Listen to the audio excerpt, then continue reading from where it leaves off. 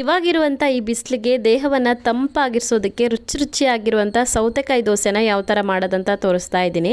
ಎಲ್ರಿಗೂ ನಮಸ್ಕಾರ, welcome back to Sandhya Shetty's kitchen. ಇವತ್ತಿನ ವಿಡಿಯೋದಲ್ಲಿ ರುಚಿಯಾಗಿ ಇನ್ಸ್ಟೆಂಟಾಗಿ ಸೌತೆಕಾಯಿ ದೋಸೆನ ಯಾವ ಥರ ಮಾಡೋದಂತ ನೋಡೋಣ. ಇದನ್ನು ಮಾಡೋದಕ್ಕೆ ಅಕ್ಕಿ ಆಗಲಿ, ಉದ್ದಿನ ಬೇಳೆ ಆಗಲಿ, ಅವಲಕ್ಕಿ ಆಗಲಿ ಅಥವಾ ಅಡುಗೆ ಸೋಡಾ ಆಗಲಿ ಯಾವುದು ಬೇಕಾಗೋದಿಲ್ಲ. ಇನ್ಸ್ಟೆಂಟಾಗಿ ರೆಡಿ ಮಾಡ್ಕೊಳ್ಬೋದು. ರುಚಿ ಅಂತೂ ತುಂಬಾ ಚೆನ್ನಾಗಿರುತ್ತೆ, ಹಾಗೆಯೇ ಹೆಲ್ದಿಯಾಗಿಯೂ ಇರುತ್ತೆ. ಸೊ ರೆಸಿಪಿ ಶುರು ಮಾಡೋದಕ್ಕಿಂತಲೂ ಮುಂಚೆ ನೀವು ನನ್ನ ಚಾನಲ್ಗೆ ಸಬ್ಸ್ಕ್ರೈಬ್ ಮಾಡಿಲ್ಲ ಅಂದರೆ ಇವಾಗಲೇ ಸಬ್ಸ್ಕ್ರೈಬ್ ಮಾಡ್ಕೊಳ್ಳಿ. ಹಾಗೆಯೇ ಬೆಲ್ ಐಕಾನ್ ಪ್ರೆಸ್ ಮಾಡಿಬಿಟ್ಟು ನೋಟಿಫಿಕೇಷನನ್ನು ಆನ್ ಮಾಡ್ಕೊಳ್ಳಿ.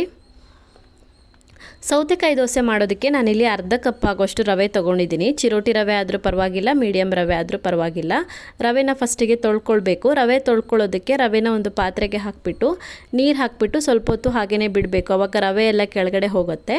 ಆವಾಗ ಈಸಿಯಾಗಿ ನೀರನ್ನು ರಿಮೂವ್ ಮಾಡ್ಕೊಳ್ಬೋದು. ಇದೇ ರೀತಿ ಒಂದು 2 ಸಲ ರವೆನ ತೊಳ್ಕೊಳ್ಳಿ.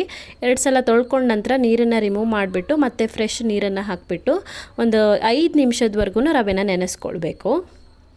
ನಾನಿಲ್ಲಿ ಒಂದು ಸೌತೆಕಾಯಿ ತೊಗೊಂಡಿದ್ದೀನಿ. ಅರ್ಧ ಕಪ್ ರವೆಗೆ ಒಂದು ಸೌತೆಕಾಯಿ ಸಾಕಾಗತ್ತೆ. ಸೌತೆಕಾಯ್ದು ಸಿಪ್ಪೆ ತೆಗೆದುಬಿಟ್ಟು ತುರಿಬೇಕು, ಗ್ರೇಟ್ ಮಾಡ್ಕೊಳ್ಬೇಕು. ಸೌತೆಕಾಯಿನ ಗ್ರೇಟ್ ಮಾಡ್ಕೊಂಡಿರುವಂಥ ಸೌತೆಕಾಯಿನ ನೀರನ್ನು ಸೇರಿಸ್ಬಿಟ್ಟು ಮಿಕ್ಸಿ ಜಾರಿಗೆ ಹಾಕ್ಕೋಬೇಕು. ಸೌತೆಕಾಯಲ್ಲಿರುವಂಥ ನೀರನ್ನು ಸೇರಿಸಿ ಮಿಕ್ಸಿ ಜಾರಿಗೆ ಹಾಕೋಬೇಕು ರುಬ್ಬೋದಕ್ಕೆ.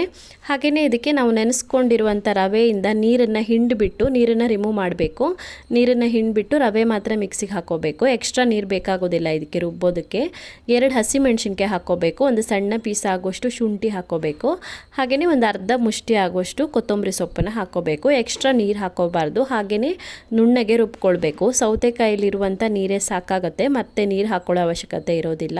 ಸೊ ರುಬ್ಕೊಂಡಿರುವಂಥ ಹಿಟ್ಟಿಗೆ ರುಚಿಗೆ ತಕ್ಕಷ್ಟು ಉಪ್ಪು ಹಾಕ್ಕೊಳ್ತಾ ಇದ್ದೀನಿ. ಬೇರೇನೂ ಹಾಕ್ಲಿಕ್ಕಿಲ್ಲ. ಇದಕ್ಕೆ ರುಚಿಗೆ ತಕ್ಕಷ್ಟು ಉಪ್ಪನ್ನು ಹಾಕಿಬಿಟ್ಟು ಚೆನ್ನಾಗಿ ಮಿಕ್ಸ್ ಮಾಡ್ಕೊಳ್ಬೇಕು. ಅಡುಗೆ ಸೋಡಾ ಕೂಡ ಹಾಕ್ಲಿಕ್ಕಿರೋದಿಲ್ಲ ಇದಕ್ಕೆ. ಸೊ ಹಿಟ್ಟು ರೆಡಿಯಾಗಿದೆ. ಇವಾಗ ದೋಸೆಗಳನ್ನು ರೆಡಿ ಮಾಡ್ಕೊಳ್ಳೋಣ.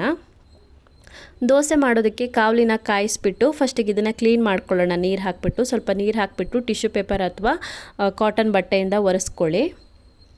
ನಂತರ ಇದಕ್ಕೆ ಸ್ವಲ್ಪನೇ ದೋಸೆ ಹಿಟ್ಟನ್ನು ಹಾಕಿಬಿಟ್ಟು ದೋಸೆಗಳನ್ನು ರೆಡಿ ಮಾಡ್ಕೊಳ್ಳೋಣ. ಆದಷ್ಟು ತೆಳುವಾಗಿ ಮಾಡ್ಕೊಳ್ಳಿ ದೋಸೆನ. ದೋಸೆ ಹಿಟ್ಟನ್ನು ಹಾಕಿಬಿಟ್ಟು ಮೇಲ್ಗಡೆಗೆ ಎಣ್ಣೆ ಅಥವಾ ತುಪ್ಪ ಹಾಕ್ಕೊಳ್ಬೋದು. ನಾನಿಲ್ಲಿ ಎಣ್ಣೆ ಹಾಕ್ಕೊಳ್ತಾ ಇದ್ದೀನಿ. ಮುಚ್ಚಳ ಏನು ಮುಚ್ಚೋದು ಬೇಡ, ಹಾಗೆಯೇ ಕಾಯಿಸ್ಕೊಳ್ಬೋದು. 1 ನಿಮಿಷ ಕಾಯಿಸ್ಕೊಂಡ್ರೆ ಸಾಕು. ಸೈಡಲ್ಲಿ ಈ ಥರ ಕಂದು ಬಣ್ಣಕ್ಕೆ ಬರಬೇಕು, ಅಲ್ಲಿವರೆಗೂ ಕಾಯಿಸ್ಕೊಳ್ಬೇಕು. ಸೊ ದೋಸೆ ರೆಡಿಯಾಗಿದೆ. ತಿರುಗಿಸಿ ಹಾಕಿ ಬೇಯಿಸ್ಕೊಳ್ಳೋ ಅವಶ್ಯಕತೆ ಇರೋದಿಲ್ಲ. ಒಂದೇ ಸೈಡ್ ಬೆಂದರೆ ಸಾಕಾಗತ್ತೆ. ರಿಮೂವ್ ಮಾಡ್ಕೊಳ್ತಾ ಇದ್ದೀನಿ ತವಾಯಿಂದ. ರೆಡಿಯಾಗಿದೆ ನೋಡಿ. ರುಚಿ ಅಂತೂ ತುಂಬಾ ಚೆನ್ನಾಗಿ ಬರುತ್ತೆ. ಬಿಸಿ ಬಿಸಿ ಇರುವಾಗ ಕ್ರಿಸ್ಪಿಯಾಗಿರುತ್ತೆ, ನಂತರ ತಣ್ಣದಾಗ ಸ್ವಲ್ಪ ಸಾಫ್ಟ್ ಆಗುತ್ತೆ. ಕಾಯಿ ಚಟ್ನಿ ಜೊತೆ ತಿನ್ನೋದಕ್ಕಂತೂ ತುಂಬಾ ಚೆನ್ನಾಗಿರುತ್ತೆ. ಸೊ ನೀವು ಕೂಡ ಟ್ರೈ ಮಾಡಿ.